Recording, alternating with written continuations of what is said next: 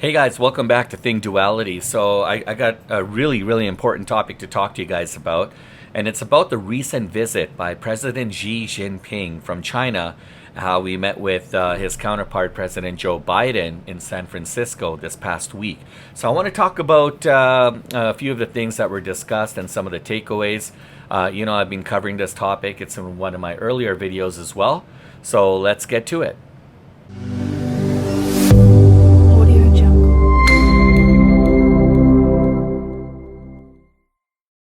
All right, guys. So you know that the meeting actually went down between President Biden and President Xi Jinping from China.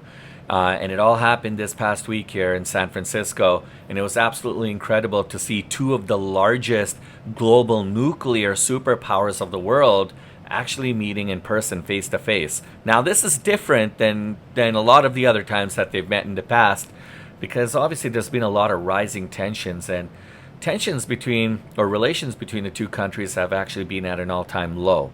So it was, this in-person, face-to-face meeting was after like a year-long silence, marked by obviously rising tensions between the two countries. We'll get into some of the specifics of that and what kind of led to this.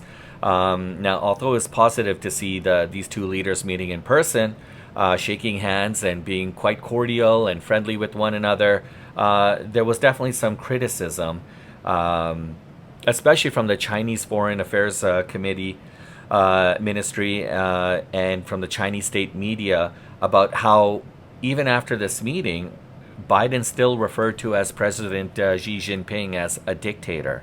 And the Chinese state media went further to say that this was a provocation. So the term dictator is not a term that any leader of the world wants to be affiliated or associated with. So I know it could have been a slip up. It must have been a slip up. But even people on Biden's team were a little confused by the rhetoric. Having said that, let's kind of go into some of the takeaway points. So, these two leaders met again. After a year-long silence, there's been a lot of tensions and a lot of issues kind of going on between the two countries. But some of the takeaways, they were there to talk about the fentanyl crisis that's been happening in the U.S.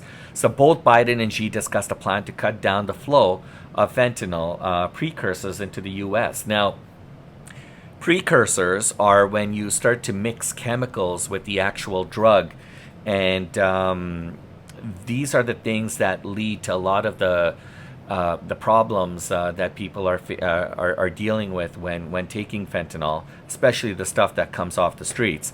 Now, most of these precursors are made in Chinese companies, and then they're smuggled into the U.S. via countries like Mexico, right, and other parts of South America. But mostly it's Mexico. Now, Xi Jinping gave his commitment and told Joe Biden that China will prevent illegal exportation of precursors, and the U.S. also outlined a specific number of companies that they were hoping that Xi Jinping could investigate and crack down on that were actually involved in the manufacturing of some of these precursors. So that was one of the takeaways. China also agreed to reopen military communication lines. Now, this is important because up until now, there's not a whole lot of communication happening between the two countries, especially when it comes to communication between the two militaries. And we're talking about not just two militaries of just run-of-the-mill countries. These are the two of the largest military mights of the world. Now, Biden was quoted as saying that he was quite pleased with the discussions between himself and Xi Jinping, and that opening up military communications is definitely a step in the right direction. Another hot topic was Taiwan. Now, Taiwan has been the forefront of many conversations. People have even written books about it. Right now, as it stands, there's a lot of Chinese armory and weaponry surrounding that island. So, there's a lot of fears that, something could be going down between these two countries here in the interim. Now, while Biden asked that Beijing be respectful with in respects to the self-ruling democracy and electoral process ahead of the presidential election in Taiwan, Chinese officials told the U.S. that the U.S. should actually support China's peaceful reunification methods and not interfere with what's going on between China and Taiwan, which China obviously claims as its own. Now, some feel that if the US and China can continue to strengthen their diplomatic ties and strengthen their communication and relationship with one another, that it could possibly help lower the chances of any possible invasion from China into Taiwan. So it's possible. It's not guaranteed, but it's definitely possible. I mean, any kind of discussion, any kind of meaningful discussion, would definitely be a step in the right direction. Now, China did mention that they will do what they can to de-escalate tensions where required. But again, they've maintained their position that although they prefer a peaceful reunification with Taiwan, which a country which they already claim as its own, they were quite adamant that if need be, they will go in with force to reunify the two countries if they were pressed to do so. If peaceful reunification methods were exhausted and nothing came of it, then China would reunify the two countries by force. Now, the two leaders also discussed some rather uncomfortable topics, such as the wars in Ukraine and the Middle East. Now, Biden would be pressing President Xi to use his leverage to stop North Korea from supplying weapons to Russia in its war with Ukraine. And another aim was to get Xi to potentially persuade Iran to not use its proxies in the Middle East to combat Israel in its war with Hamas. So there's a lot to kind of unravel there. There's a lot to take away from that. Whether or not the two countries see eye to eye on that, which clearly they don't, because they're on two complete opposite ends in terms of their ideologies and strategies. But again, having these two leaders in person to be able to discuss these matters is of significant relevance. And if I could be a fly on the wall, that would be one wall I would definitely love to sit in and listen to these backdoor closed meetings. Now, the U.S. Secretary of State Antony Blinken, in an interview with Lester Holt of NBC Nightly News, recently said that he was quite pleased with the progress between the two countries, and he felt that progress was made especially in the resumption of military-to-military talks. Right? So we're talking about those lines of communication being reestablished. Now, some people fear that this could potentially be a precursor to ensure that the lines of communication are reestablished in the event of a proxy war against China.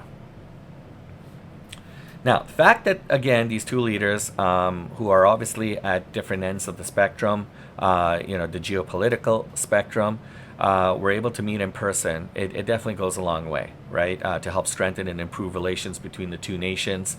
And now, recently there's been near misses in the skies. You keep hearing about it in the news, how Chinese warplanes, quickly averted, either potentially crashing into or causing some kind of a dangerous incident between U.S. warplanes or members of NATO. You're hearing a lot of these things happening, and then, of course, there was a whole spy balloon fiasco. Do you guys remember that? I mean, there were so many parodies and memes that came out of it. I know something was on Saturday Night Live. They made a parody of the Chinese spy balloon, or the so-called spy balloon, but apparently that was a huge thing. And, U.S. was blaming China for spying on them, and China maintained their innocence, of course. And with the emergence and the rise of BRICS, that's obviously, definitely on the shoulders of many U.S. politicians, and, the potential of the U.S. dollar being devalued, and China playing a more active leadership role in the East, playing peacemaker between a lot of countries. And especially with countries like bringing together to the table the likes of Iran and Saudi Arabia that have been feuding with each other for many, many years. And it was China that kind of brought them together and kind of also working with them and forming new alliances. So, a lot of that has to weigh in on their counterparts in the US. And of course, the timing is strategic, right? The timing in all this is strategic. A lot of people are like, well, why would President Biden meet with President Xi Jinping now? And why is all this happening? Well, you don't have to be living under a rock to know that there's a lot of geopolitical tensions that are going on all around the world. And there's a lot at stake here, a lot at stake.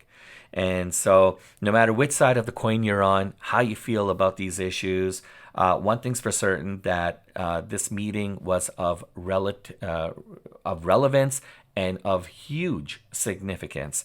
And to not only just necessarily ease tensions between US and China, but, when you got the two biggest nuclear countries in the same room, the leaders of these countries in the same room, and of course, with the friendly gestures that they made with one another, this will not only, this will also impact the rest of the world and the global community, because it'll ease tensions overall, right? There's a lot of good things that can come out of this. Now, keep in mind that the 2024 presidential campaign season is around the corner. And again, timing is very strategic, right? But how will this meeting between Biden and Xi appear to Americans as a whole? So that's going to be, and how's this going to potentially impact the presidential election? Well, I'm sure there's going to be discussion points about this. A lot of people are going to be talking about it. And you know what? Both leaders now have to do their part. And it's going to be interesting to see what happens. So now, on one side, you could say, well, what happens when President Xi returns back to China? And what happens in the event that he decides to take actions that counter the U.S. interests? Right? So would that potentially void this meeting as rendering it useless and insignificant? Like, what happens then, right? So there's a lot at stake here, right? So I'm sure Biden is really counting on President Xi to kind of, pull his weight and, be that key partner and do all the things that he said he aims to achieve. And of course, President Xi is expecting a lot from President Biden as well, too, right? So now all this is happening, as I mentioned, with the rise of geopolitical tensions and, everything that's going on in the world. But it's also important to understand that both the U.S. and China are having kind of shaky economies right now, right? Although the economy is not so terrible in the U.S., but there's a lot of other areas where U.S. is struggling in. But also, it's no secret that China's economy is also in bad shape, and they're struggling, right? They have an aging population to contend with. And it didn't come as a surprise when President Xi asked President Biden to lift certain sanctions and export controls on certain equipment, primarily being in the tech center. Now that's posing as hindrances and obstacles in the way of China being able to achieve their long-term, short-term, mid-term, long-term goals.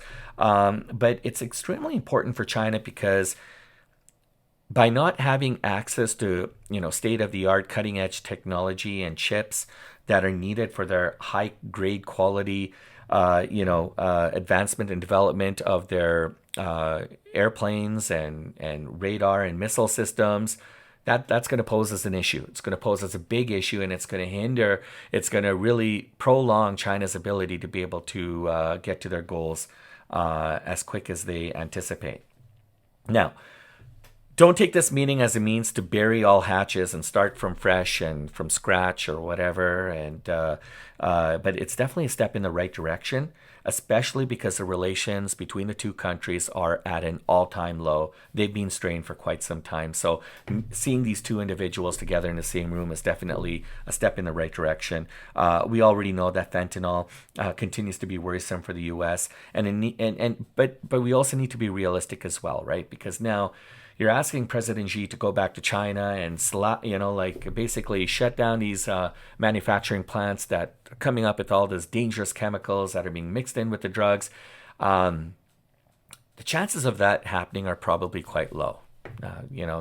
just trying to be realistic here. Now, there is a possibility that some fines could be imposed on some of these countries, and maybe there'll be a slowdown of some of the shipping. Maybe there'll be some kind of blips in like some of the supply chain between between China and some of the countries that are importing these dangerous goods, but it's not going to stop it, unfortunately, right? The U.S. has got a fentanyl pandemic, and it's very, very worrisome. Every day, more and more people are getting addicted to this crazy drug, and when it's mixed with these precursors, these chemicals, it's causing a lot of grief, right? And it's really backlogging the healthcare system as well too. I mean, there's a whole different avenue, different path I can go on just to talk about this, and we'll probably cover that in another topic. But whether anything is actually going to happen or not remains to be the question. Now, opening military to military lines of communication is definitely needed and a step in the right direction. I mean, all this is a step in the right direction, but opening those military lines of communication are absolutely important, right? And especially with everything that's happening geopolitically. But don't get too excited and don't expect too much. I always say keep one foot in the water, one foot out. Now, this was a good first meeting, and hopefully the start of a possible rebuild between the two countries and the start of many meetings to come. I personally think there was some good takeaways, but that is if both leaders do their part. So again, guys, we ran out of time. I want to thank you very much for taking the time to watch this video. I really appreciate the support. Please like and subscribe and share this video with others, and I'll catch you guys on the next one.